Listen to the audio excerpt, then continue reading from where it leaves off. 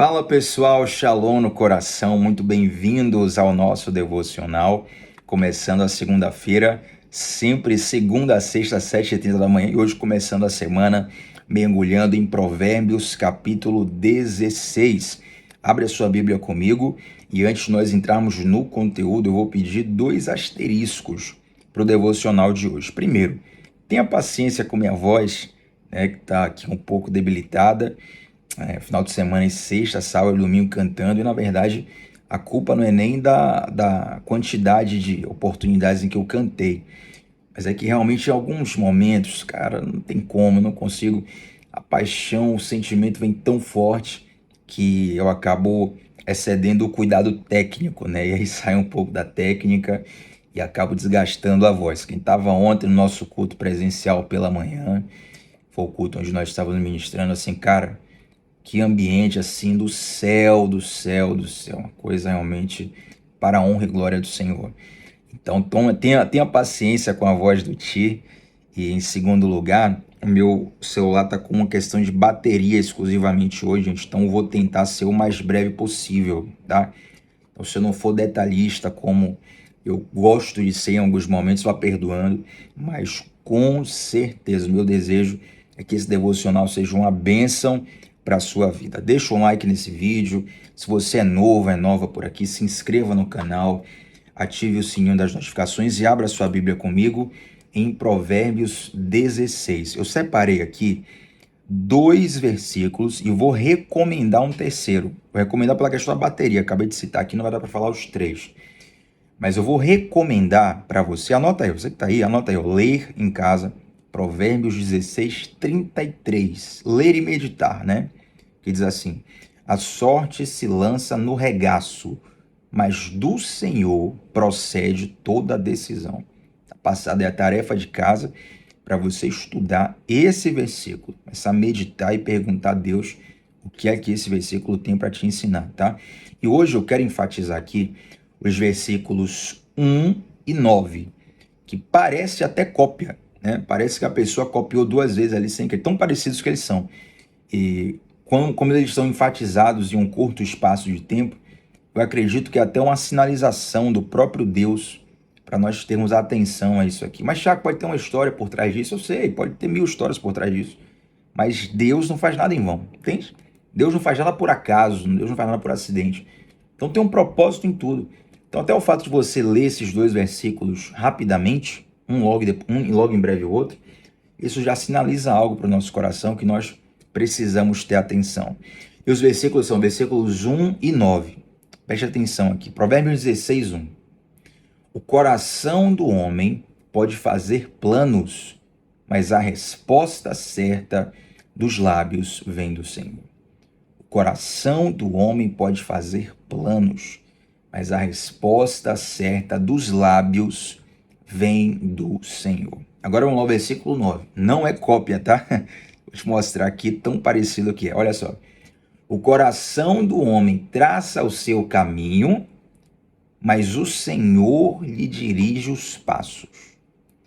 O coração do homem traça o seu caminho, mas o Senhor lhe dirige os passos. Note que são 2 versículos, tem algumas sutilezas de diferença, mas caminham na mesma direção.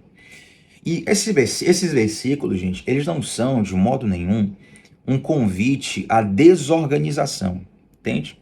Tem pessoas que falam assim, não vou nem planejar, porque o homem planeja, mas quem dita mesmo é o Senhor. Não, a ideia do texto não é essa.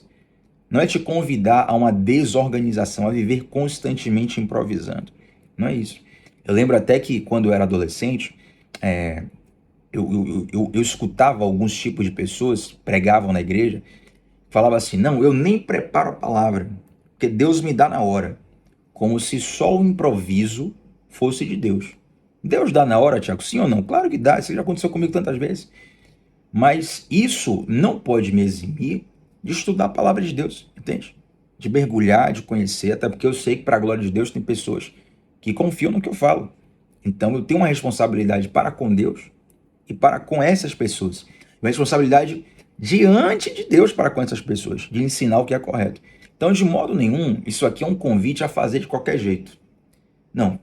Existem muitos benefícios em planejar, gente. Por exemplo, planejar nos ajuda a prever situações e a nos precaver para essas situações. Planejar nos ajuda a prever e a nos precaver. Inclusive, existem técnicas de concentração e de preparo mental que são chamadas de visualização. No mundo do esporte tem muito isso, né? O atleta visualizar aquilo que ele vai enfrentar. E alguns níveis de visualização, eles são tão profundos. Eu lembro de um atleta brasileiro chamado Gilbert Durinho, um atleta muito bom, lutador do UFC, e ele falando que pratica, né, a visualização, ele tenta mentalizar o que vai acontecer na hora da luta, antes da luta, e aquilo prepara a mente dele. E ele fala que às vezes a visualização é tão intensa que ele termina completamente suado e até cansado só de visualizar. Por quê? Porque foi uma visualização tão intensa, tão profunda na mente dele que gerou até um desgaste físico. Nós, como isso é interessante. Então, se planejar, faz você prever a situação. Você vai fazer uma viagem e fala, opa, vou por esse trajeto aqui, tem quantos postos de gasolina daqui até o meu destino? Quanto eu posso andar na reserva sem me preocupar porque vai ter um posto? Ou então, qual posto que eu não posso deixar de botar gasolina de jeito nenhum, porque o próximo só vai ser depois não sei quantos, entende? Então, você prevê situações, você se precaver para elas, mas planejar, quando você planeja, você dedica atenção ao futuro. E isso faz com que você perceba detalhes que sem o planejamento você não perceberia. Eu lembro que alguns dias atrás eu falei aqui sobre a estatística de que 8 em cada 10 empresas que abrem no Brasil, elas fecham depois de 2 anos. Só abre empresa, né, todo empolgado, o sonho da vida. Às vezes pegou ali um seguro-desemprego, um fundo de garantia para poder sair da CLT e empreender. E em 2 anos, 8 de cada 10 empreendimentos fecham. E aí os especialistas, e eu conheço pessoalmente alguns deles, por exemplo, o pastor Paulo Neto, da nossa Igreja Livre Armação, é um grande especialista em inteligência empresarial nível Brasil. E eu trabalhei com o pastor Paulo na empresa dele, e ele me ensinou um pouco, e eu pude ver lá a realidade de como é importante preparar, fazer um plano de negócios, um estudo da área, do ramo, de como é a atuação, como é o investimento, como são os ganhos, quando você vai ter o retorno. E a maioria das pessoas empreende só porque teve um sonho, entendeu? Eu tive um sonho aqui de abrir um mercadinho lá, não sabe quanto custa, não sabe como contratar, não sabe qual é o custo de operação, não sabe o fluxo de caixa. E aí muitas vezes a pessoa vai até se endividando e termina ali frustrado, chateado, magoado, às vezes com questões jurídicas, né, pendências financeiras para resolver, é um negócio complicado. Então planejar faz você ter atenção a detalhes que você nunca nem percebeu. Eu lembro até, curioso, falando aqui do pastor Paulo, ele tem empresa, né, anexo empresarial, e certa vez eu estava de carro com ele perguntando, pastor Paulo, como é que seria para poder abrir uma academia? Eu pensei em abrir uma academia aqui no bairro realmente, a academia que tinha mais próxima aqui fechou, foi para um lugar mais distante, uma área boa aqui, botar academia. E aí ele pensou, você acha que custa o quê? Eu coloquei, acho que custa tanto. E aí, por coincidência, acho que ele estava estava dando consultoria para um cara que estava abrindo academia também. Ele começou a me mostrar tantos detalhes que meu irmão nem passava pela minha cabeça, entendeu? A minha única ideia como empreendedor foi, olha, não tem academia aqui perto, vou abrir, vou lucrar. Mas entre essa vontade e o negócio dar certo, tem muita coisa, gente. Então, planejar é profundamente importante. Agora, Thiago, se planejar é importante, o versículo está dizendo, o coração do homem faz plano, a resposta vem do Senhor. Não, planeja ou não planejo? Planeja, mas esse versículo é um convite a você consagrar os seus planos a Deus, para que Ele mova na direção que Ele quiser, entende? Você pode pensar, planejar, colocar o desejo do seu coração ali, mas você coloca tudo aquilo ali, ó, na dispensação do Pai. Faça como Jesus. Jesus, ele fez uma oração, das orações mais famosas de Jesus, quando ele está ali no Getsemane, próximo a ser traído por Judas e preso pela guarda governamental. E aí Jesus fala assim, ó, se for possível, passa de mim esse cálice. Todavia seja feita a sua vontade, está minha, entende? Então ele apresenta um desejo, mas ele submete o desejo dele à vontade de Deus. Por quê? Porque a vontade de Deus é melhor do que a nossa. Mas, Tiago, como assim? A vontade de Deus é a vontade de Deus? É porque naquele momento Jesus estava sendo homem, entende? Ele estava limitado pela sua humanidade. Jesus sentia frio, Jesus sentia fome, Jesus ia no banheiro, Jesus soltava pum, entendeu? Então, tudo que um homem é limitado fisicamente, Jesus também estava, ele sofreu como homem. Ele não se valeu da sua divindade. A Bíblia fala até que ele se esvazia da sua humanidade, Filipenses 2, para que ele se esvazia da sua humanidade para fazer o sacrifício perfeito, né? Para tomar forma de servo e forma de homem, morre numa cruz, e por causa disso é que ele é glorificado. Então, nós que naquela condição de homem, ele apresenta o desejo do coração dele, homem, do Jesus, homem, 33 anos de idade, mas ele submete aquilo ao Pai. Todavia seja feita a sua vontade antes da minha. Porque ele reconhece que a vontade de Deus, ele reconhece duas coisas, que a vontade de Deus pode ser diferente da dele, que a vontade de Deus é melhor que a dele. Entende?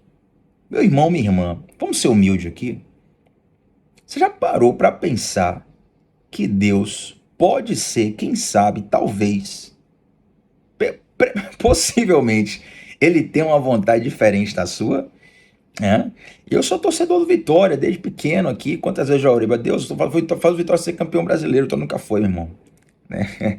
E claro, eu estou usando só para a gente quebrar o gelo um pouco, mas você já parou para pensar que talvez o plano de Deus seja diferente do seu? Né? Talvez, assim, só quem sabe, né? Você parar para pensar, assim, 5 segundos, quem sabe Deus pensa diferente. Agora, se Deus tem um plano diferente do seu, você prefere ficar com qual? Com o seu ou com o de Deus? Prefiro ficar com o de Deus, entende? Então é isso que esse versículo quer nos ensinar. O coração do homem pode fazer planos. O coração de Tiago pode fazer planos. Fala o seu nome aí agora. O coração de fulano, fulana. O seu coração, ele pode fazer planos. Mas a resposta certa dos lábios vem do Senhor. A decisão é do Senhor. Por quê? Porque Deus também tem um planner, gente. Da mesma forma que você tem um planner, você tem uma planilha do Excel, você tem uma agenda, uma nota no seu celular, alguma coisa assim, Deus também tem um plano dele. Deus não dá lá mercê, paradão, esperando ver. Não, vamos ver o que vai acontecer aí qualquer coisa eu faço intervenção aqui, um milagre. Não, Deus tem um plano. A história tem um plano, sabe? Então Deus, ele tem um planner. E é muito melhor chamar Deus para os nossos planos ou colocar os nossos planos em Deus? Gente, coloca isso aí, você que gosta de anotar o devocional. Tem gente até que teve algumas pessoas que me marcaram no Instagram, não apenas assistindo devocional, mas com papéis assim, né, anotando as lições. Eu achei isso aí uma coisa fantástica. Glória a Deus por isso. Então você que gosta de anotar, anote isso aí. Não chame Deus para os seus planos. Coloque os seus planos nas mãos de Deus. Ao invés de você chamar Deus para os seus planos, coloque os seus planos nas mãos de Deus. Entende? Então você faz os seus planos, mas ao invés de você querer só o carimbo de Deus, que a gente precisa dizer assim, né? E fala, Deus, já pensei na minha vida toda, viu? Com 18 eu entro na faculdade, com 25 eu já sou doutor, com 30 eu já sou milionário, né? Com 35 já conheci ali o amor da minha vida, já estou com filhos, estou com um cachorro, estou com a mansão, sou famoso, já fiz o plano todinho aqui, Senhor. Só quero mesmo a tua assinatura aqui, teu carimbo aqui, que é para dar certo, viu? O que é que eu tenho que fazer para ganhar o teu carimbo? É jejum? É oração? É campanha? Porque eu quero ter o carimbo aqui. O plano nem precisa, meu Deus. O plano aqui já, né? Só dá o seu aval aí. Só que muitas vezes, o plano que Deus tem para nós, e que é melhor do que o nosso, ele vai de encontro com o nosso. Tem? Você quer ir para um lado, Deus quer ir para o outro. E aí, meu irmão? Aí Deus te convida a rasgar os seus planos, né? Para poder entrar nos planos dele. Mas note, talvez você fique triste em ouvir isso, mas meu irmão, minha irmã, isso aqui é uma das maiores bênçãos que pode acontecer. Quando Deus frustra os nossos planos a fim de fazer prevalecer os planos dele em nossas vidas. Isso é incomparavelmente melhor. Entenda isso como uma bênção.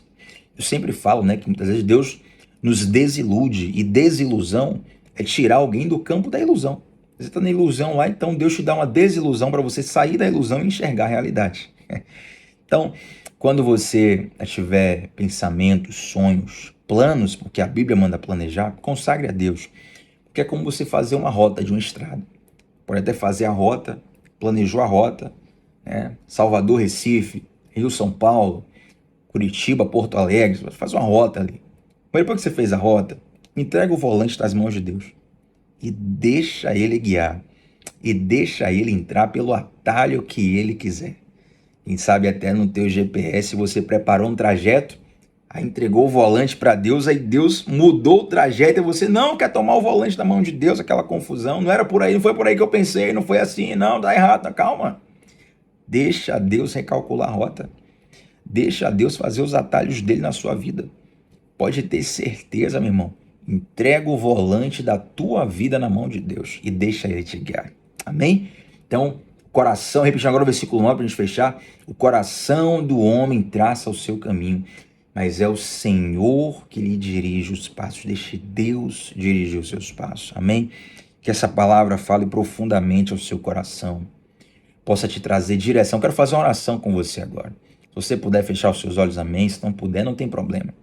Mas eu quero orar com você nesse momento. Pai, eu quero te fazer só um pedido nessa manhã. Eu costumo fazer vários. Primeiro, te agradeço por tudo, por cada pessoa que está aqui. Te agradeço pela vida e por tudo que o Senhor tem nos dado. Mas eu só te faço um pedido, Deus. Dá a tua direção para cada um dos que estão orando comigo nesse momento, em nome de Jesus.